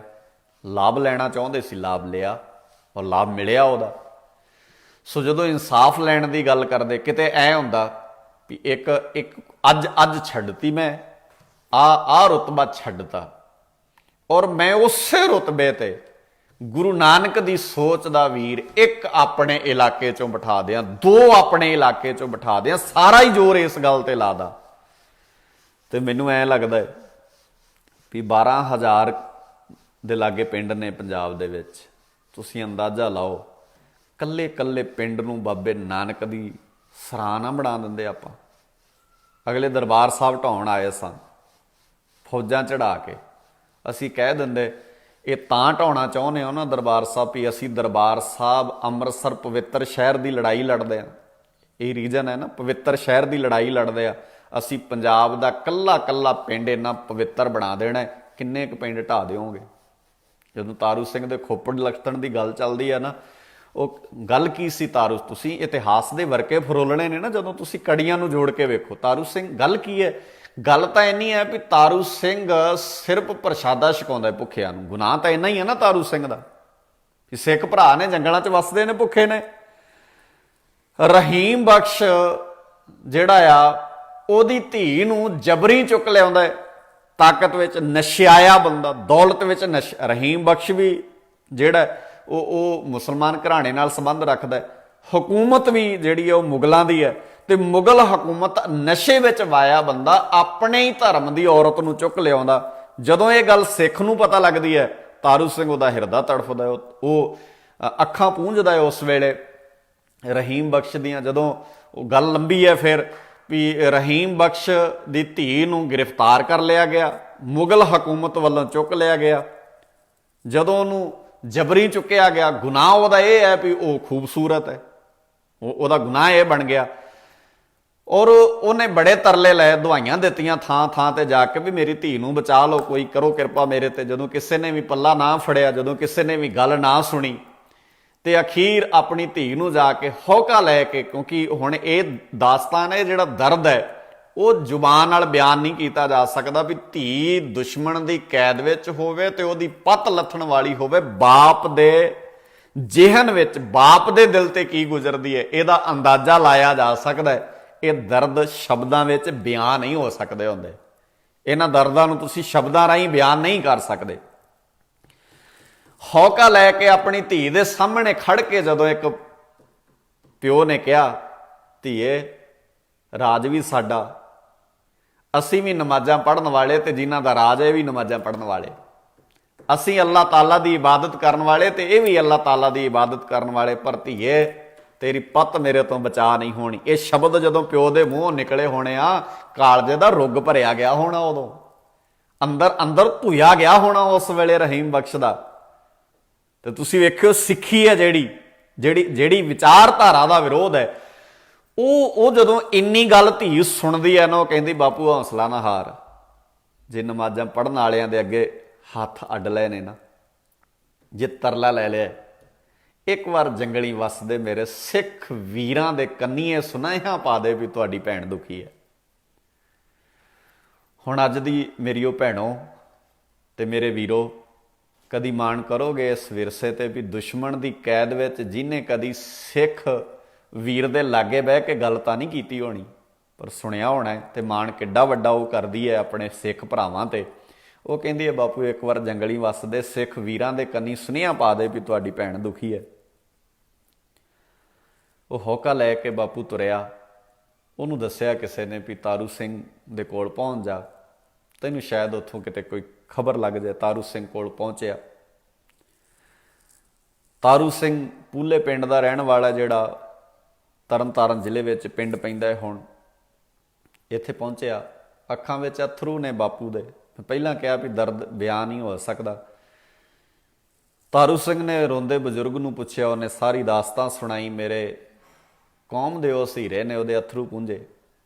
ਤਾਰੂ ਸਿੰਘ ਨੇ ਕਿਹਾ ਬਾਪੂ ਜੀ ਰੋ ਨਾ, ਔਰ ਇਹ ਨਾ ਕਹੋ ਮੇਰੀ ਧੀ ਦੁਸ਼ਮਣਾਂ ਦੀ ਕੈਦ ਵਿੱਚ ਹੈ। ਹੁਣ ਸ਼ਬਦੇ ਵਰਤੋ ਤਾਰੂ ਸਿਆਂ, ਤੇਰੀ ਭੈਣ ਦੁਸ਼ਮਣਾਂ ਦੀ ਕੈਦ ਵਿੱਚ। ਜਿੰਨਾ ਚਿਰ ਸਾਹ ਚੱਲਦੇ ਨੇ ਉਸ ਬੱਚੀ ਨੂੰ ਦੁਸ਼ਮਣ ਦੀ ਕੈਦ ਵਿੱਚੋਂ ਛੁਡਾ ਲਿਆਵਾਂਗਾ। ਇਹ ਹੈ ਸਾਡਾ ਇਖਲਾਕ। ਅਸੀਂ ਗੁਨਾਹ ਇਹ ਕੀਤਾ ਹੈ, ਇਹ ਗੁਨਾਹ ਹੈ ਸਾਡਾ। ਹੁਣ ਤਾਰੂ ਸਿੰਘ ਜਦੋਂ ਉਸ ਬੱਚੀ ਨੂੰ ਛੁਡਾ ਕੇ ਲਿਆਉਂਦਾ ਤੇ ਰਹੀਮ ਬਖਸ਼ ਤੋਂ ਕੋਈ ਕ੍ਰੈਡਿਟ ਲੈਂਦਾ ਹੈ, ਉਹ ਲਾਭ ਲੈਂਦਾ ਹੈ ਕੋਈ? ਅੱਜ ਕਿਉਂ ਨਿੱਕੀ ਜਿਹੀ ਚੀਜ਼ ਤੋਂ ਵੀ ਇਸ ਕੌਮ ਵਿੱਚੋਂ ਇਹ ਬਿਮਾਰੀ ਕੱਢ ਦਿਓ ਵੀ ਅਸੀਂ ਲਾਭ ਲੈਣਾ ਹੈ? ਹਰ ਬੰਦਾ ਲੈਂਦਾ ਹੈ ਜੀ। ਜੇ ਕੋਈ ਬੰਦਾ ਮੈਂ ਆਹ ਛੱਡ ਕੇ ਆਇਆ ਜੀ, ਮੈਨੂੰ ਇਹਦਾ ਬੈਨੀਫਿਟ ਮਿਲਣਾ ਚਾਹੀਦਾ, ਮੈਂ ਆਹ ਕੀਤਾ ਜੀ ਇਹਦੇ ਬਦਲੇ ਮੇਰਾ ਮਾਣ ਨਹੀਂ ਹੋਇਆ, ਉਹ ਭਾਈ ਕਿਹੜੇ ਮਾਣ ਦੀਆਂ ਗੱਲਾਂ ਕਰਦੇ ਹੋ? ਮਾਣ ਅਭਿਮਾਨ ਮੱਦੇ ਸੋ ਸੇਵਕ ਨਾ ਹੈ। ਬਾਬੇ ਦੀ ਬਾਣੀ ਕਹਿੰਦੀ ਜਿਹੜਾ ਬੰਦਾ ਮਾਣ ਅਭਿਮਾਨ ਵਿੱਚ ਪੈ ਜਾਂਦਾ ਉਹ ਗੁਰੂ ਦਾ ਸੇਵਕ ਨਹੀਂ ਹੁੰਦਾ। ਪਰ ਇਹ ਤਾਂ ਚਾਹੀਦਾ ਬੰਦਿਆਂ ਨੂੰ। ਤਾਂ ਨਿੱਕੀ ਜਿਹੀ ਕੁਰਬਾਨੀ ਦਾ ਵੀ ਕ੍ਰੈਡਿਟ ਲੈਂਦੇ ਹੋ ਤੁਸੀਂ। ਸੋ ਜਦੋਂ ਤੁਸੀਂ ਕੁਰਬਾਨੀਆਂ ਵਿੱਚੋਂ ਲਾਭ ਲੈਣ ਲੱਗ ਜਾਂਦੇ ਹੋ ਫਿਰ ਉਹਦੇ ਨਾਲ ਇਨਸਾਫ ਨਹੀਂ ਹੁੰਦਾ। ਜਿਹੜੇ ਕੁਰਬਾਨੀਆਂ ਤੋਂ ਲਾਭ ਲੈਂਦੇ ਨੇ ਉਹ ਲਾਭ ਤਾਂ ਲੈ ਲੈਂਦੇ ਨੇ, ਪਰ ਕੌਮ ਇਤਿਹਾਸ ਉਹਨਾਂ ਨੂੰ ਕਦੇ ਵੀ ਮਾਫ ਨਹੀਂ ਕਰਦਾ। ਤੇ ਜਿਹੜੇ ਬੰਦੇ ਲਾਭ ਨਹੀਂ ਲੈਂਦੇ ਉਹ ਉਹਦੇ ਵਿੱਚੋਂ ਬਹੁਤ ਕੁਝ ਖੱਟ ਜਾਂਦੇ ਨੇ, ਬੜੇ ਲਾਭ ਲੈ ਗਏ ਨੇ ਇਹਦੇ ਚੋਂ। ਸੋ ਲਾਭ ਲੈਣ ਦੀ ਜਗ੍ਹਾ ਤੇ ਇਨਸਾਫ ਵਾਲੇ ਬੰਨੇ ਤੁਰੀਏ। ਦੁਨੀਆ ਭਰ ਵਿੱਚ ਵਸਦੇ ਪੰਜਾਬੀਓ, ਜਿਹੜੇ ਵੀ ਸੁਣਦੇ ਹੋ, ਸਮਝਦੇ ਹੋ, ਜਿਹੜੇ ਧਿਆਨ ਦਿੰਦੇ ਹੋ, ਬਹੁਤ ਦੁਨੀਆ ਭਰ ਵਿੱਚ ਸਿੱਖਾਂ ਨੇ ਚੜ੍ਹਦੀ ਕਲਾ ਵਿੱਚ ਬਹੁਤ ਉੱਚ ਅਹੁਦਿਆਂ ਤੇ ਬਹਿ ਕੇ, ਮੈਂ ਜਿਵੇਂ ਗੱਲ ਕੀਤੀ ਸੀ ਵੀ ਬਾਹਰਲੇ ਮੁਲਕਾਂ 'ਚ ਜਹਾਜ਼ ਤੋਂ ਪੈਰ ਨਹੀਂ ਥੱਲੇ ਲਾਉਣ ਦਿੱਤਾ। ਵਕਤ ਬਦਲਿਆ ਨਾ, ਜਿਨ੍ਹਾਂ ਦੇ ਹੁਕਮ ਨਾਲ ਪੈਰ ਨਹੀਂ ਸੀ ਥੱਲੇ ਲਾਉਣ ਦਿੱਤਾ ਉਸ ਕੁਰਸੀ ਤੱਕ ਸਫ਼ਰ ਕੀਤਾ ਸਾਡੇ ਬਜ਼ੁਰਗਾਂ ਨੇ, ਸਾਡੇ ਵੀਰਾਂ ਨੇ, ਪੜ੍ਹਿਆਂ ਲਿਖਿਆਂ ਨੇ। ਨਾਮ ਨਹੀਂ ਕੱਲੇ ਕੱਲੇ ਦੇ, ਬਹੁਤ ਨੇ। ਕੈਨੇਡਾ ਵਰਗੇ ਮੁਲਕਾਂ ਵਿੱਚ ਵੇਖ ਸਕਦੇ ਹੋ, ਅਮਰੀਕਾ ਵਰਗੇ ਮੁਲਕਾਂ 'ਚ ਵੇਖ ਸਕਦੇ ਹੋ ਤੁਸੀਂ, ਇੰਗਲੈਂਡ ਵਰਗੇ ਮੁਲਕ, ਹੋਰ ਵੀ ਬਹੁਤ ਸਾਰੇ ਥਾਵਾਂ 'ਤੇ। ਸੋ ਜੇ ਅੱਜ ਉਸ ਬੰਨੇ ਨੂੰ ਸਾਡਾ ਸਮਾਜ ਤੁਰਿਆ ਤੇ ਆਓ ਪੰਜਾਬ ਨੂੰ ਵੀ ਇਸ ਔਰ ਬਾਹਰ ਵਾਲੇ ਬੈਠੇ ਵੀਰ ਵੀ, ਮੈਂ ਇਹ ਵੀ ਬੇਨਤੀ ਕਰਦਾ ਹੁੰਦਾ, ਆਪਣੇ ਆਪਣੇ ਪਿੰਡ ਵਿੱਚ ਇਹ ਸੋਚ ਪੈਦਾ ਕਰੋ, ਇਹ ਨਵੀਂ ਦਿਸ਼ਾ ਦਿਓ ਇਹਨਾਂ ਨੂੰ। ਅਸੀਂ ਪੰਜਾਬ ਨੂੰ ਸੱਚੀ ਮੁੱਚੀ ਗੁਰਾਂ ਦਾ ਪੰਜਾਬ ਬਣਾਈਏ, ਕੱਲਾ ਕੱਲਾ ਪਿੰਡ ਪੰਜਾਬ ਦਾ ਗੁਰਾਂ ਦਾ ਪੰਜਾਬ ਵਰਗਾ ਬਣਾਈਏ। ਕਿਤੇ ਇੱਦਾਂ ਹੋ ਜਾਏ ਸਾਡੇ ਸਮਾਜ ਵਿੱਚ, ਅਸੀਂ ਇੱਕ ਭਾਈਚਾਰੇ ਦੀ ਗੱਲ ਤੇ ਜਿਸ ਮਨੋਬਿਰਤੀ ਦੇ ਨਾਲ, ਜਿਸ ਖਿਆਲ ਨਾਲ ਅਗਲਿਆਂ ਨੇ ਸਾਡੇ ਤੇ ਇਹ ਸਾਰਾ ਕੁਝ ਕੀਤਾ, ਉਹ ਸਭ ਨੂੰ ਬਦਲਿਆ ਜਾ ਸਕਦਾ। ਸੋ ਇੱਕ ਪੱਖ ਆਪਾਂ ਸੀ ਵੀ ਇਹਨੂੰ ਵਾਚਣ ਲੱਗਿਆ ਇਹ ਵੇਖਿਓ ਵੀ ਜਿਹੜਾ ਇਹਦਾ ਵਿਰੋਧੀ ਹੈ, ਜਿਹੜਾ ਇਹਦੇ ਵਿੱਚ ਸ਼ਾਮਲ ਹੈ, ਉਹ ਆਪਣੇ ਘਰ ਵਿੱਚ ਆਪਣੇ ਵਿਰੋਧੀ ਹੋ ਜਾਂਦੇ ਨੇ। ਸੋ ਉਹਦਾ ਸਭ ਤੋਂ ਵੱਡਾ ਕਾਰਨ ਹੈ, ਉਹ ਬਹੁਤ ਵੱਡੀ ਮੁਸ਼ਕਲ ਹੈ। ਤੇ ਦੂਜਾ ਇਹ ਹੈ ਵੀ ਅਸੀਂ ਉਹਦੇ ਤੋਂ ਲਾਭ ਲੈਣ ਵਾਲੇ ਬੰਨੇ ਤੁਰ ਪਏ, ਉਹਦੇ ਤੋਂ ਅਸੀਂ ਸਿੱਖਣ ਵਾਲੇ ਬੰਨੇ ਨਹੀਂ ਤੁਰੇ। ਜੇ ਸਿੱਖਣ ਵਾਲੇ ਬੰਨੇ ਤੁਰਦੇ, ਬਹੁਤ ਕੁਝ ਐਸਾ। ਬੱਬਰ ਅਨੋਖ ਸਿੰਘ ਦੀ ਜਦੋਂ ਮੈਂ ਘਟਨਾ ਪੜ੍ਹਦਾ ਤੇ ਹੈਰਾਨ ਹੋ ਜਾਣਾ ਵੀ ਕਿੱਦਾਂ ਦੇ ਉਹ ਸੂਰਮੇ ਹੋਣਗੇ। ਸਾਰਾ ਸਰੀਰ ਉਹਦਾ ਛਨਣੀ ਕਰ ਦਿੱਤਾ, ਸਾਰਾ ਸਰੀਰ ਛਨਣੀ ਕਰ ਦਿੱਤਾ। ਵੈਰੋਵਾਲ ਥਾਣੇ ਦੇ ਵਿੱਚ ਬੱਬਰ ਅਨੋਖ ਸਿੰਘ ਵਿਣਗ ਪਿੰਡ ਦਾ ਰਹਿਣ ਵਾਲਾ, ਤੇ ਉਹਦਾ ਸਾਰਾ ਕੁਝ ਛਨਣੀ ਕੀਤਾ ਹੋਇਆ, ਸਾਰੇ ਸਰੀਰ ਵਿੱਚੋਂ ਖੂਨ ਨੁਚੜਦਾ, ਧਰਤੀ ਤੇ ਪਿਆ, ਫਰਸ਼ ਲਹੂ ਨਾਲ ਭਿੱਜਾ ਪਿਆ। ਸ਼ਾਮ ਪੈ ਗਈ, ਸਾਰਾ ਦਿਨ ਸਾਰੀ ਰਾਤ ਤਸ਼ੱਦਦ ਹੁੰਦਾ ਰਿਹਾ। ਜਦੋਂ ਅਗਲੇ ਦਿਨ ਦੀ ਸ਼ਾਮ ਪਈ, ਉਹ ਇੰਨਾ ਕੀ ਪੁੱਛ ਸਕਿਆ ਵੀ ਸਮਾਂ ਕੀ ਹੋਇਆ, ਤੇ ਸੰਤਰੀ ਨੇ ਦੱਸਿਆ ਸ਼ਾਮ ਦੇ 6 ਵੱਜ ਗਏ ਨੇ ਤੇ ਫਰਸ਼ ਤੇ ਪਏ ਹੋਏ ਨੇ। ਸੋਦਰ ਬਾਣੀ ਦਾ ਜਾਪ ਸ਼ੁਰੂ ਕਰ ਦਿੱਤਾ, ਜਾਪ ਸ਼ੁਰੂ ਕੀਤਾ। ਜਦੋਂ ਸੋਦਰ ਬਾਣੀ ਕੰਪਲੀਟ ਹੋਈ, ਸਮਾਪਤ ਹੋਈ, ਤੇ ਉਹਨੇ ਸ਼ਬਦ ਵਰਤੇ, ਨਾਨਕ ਨਾਮ ਚੜ੍ਹਦੀ ਕਲਾ ਤੇਰੇ ਭਾਣੇ ਸਰਬੱਤ ਦਾ ਭਲਾ। ਜਦੋਂ ਉਹਨੇ ਸ਼ਬਦ ਵਰਤੇ, 4 ਪਹਿਰ ਦਿਨ ਭਾਣੇ 'ਚ ਬਤੀਤ ਹੋਈ ਹੈ, ਰਹਿਣ ਆਈ ਹੈ, ਭਾਣੇ 'ਚ ਬਤੀਤ ਕਰਾਉਣੀ।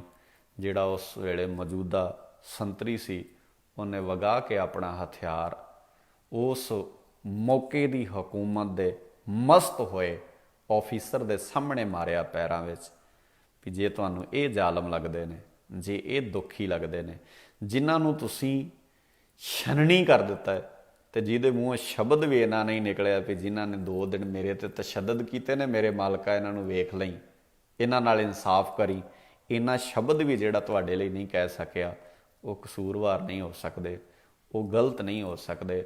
ਕਿਤੇ ਨਾ ਕਿਤੇ ਇਹਦੇ ਰੀਜ਼ਨ ਜਾਂ ਇਹਦੀਆਂ ਕਹਾਣੀਆਂ ਸਾਨੂੰ ਸਾਰਿਆਂ ਨੂੰ ਸਮਝਣੀਆਂ ਪੈਣਗੀਆਂ। ਸੋ ਇਹ ਇੱਕ ਪੱਖ ਆਪਾਂ ਇਹਦਾ ਅੱਜ ਵਿਚਾਰਨ ਦਾ ਯਤਨ ਕੀਤਾ। ਕੱਲ੍ਹ ਸ਼ਾਮ ਨੂੰ 7 ਵਜੇ ਇਸੇ ਵਿਸ਼ੇ 'ਤੇ ਆਪਾਂ ਵਿਚਾਰ ਚਰਚਾ ਕਰਾਂਗੇ। ਮੇਰੇ ਨਾਲ ਸਤਿਕਾਰਯੋਗ ਵੀਰ ਮਲਕੀਤ ਸਿੰਘ ਜੀ ਹੋਣਗੇ।